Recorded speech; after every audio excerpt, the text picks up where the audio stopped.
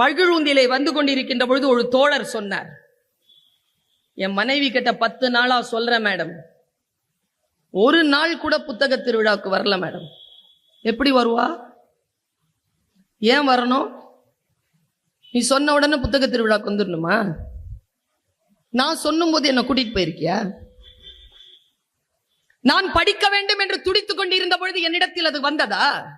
இன்றைக்கு என்னுடைய சூழல் வேறு விதமாக மாற்றி அழுத்தங்களுக்கு உட்படுத்த வாழ்க்கைக்குள் நான் இருக்கின்ற பொழுது புத்தக திருவிழாவுக்கு போ என்றால் எனக்கு எப்படி புரியும்? It's a learning, it's a long learning. இது ஒரு நீண்ட ஒரு கற்றல், ஒரு நெடிய ஒரு கற்றல். தொடர்ந்த ஒழுக்கம் இல்லாமல் புத்தகங்களை தேடி போய்விட முடியாது. திடீரென்று யாரோ பேசுகிறார்கள், போய் கேளுங்கள் என்று சொன்னால் உட்கார்ந்து கேட்டுவிட முடியுமா என்ன? ஒரு மிருதங்க கச்சேரிக்கு கூட்டிட்டு போறோம், 3 மணி நேரம் கேட்டுருவீங்களா?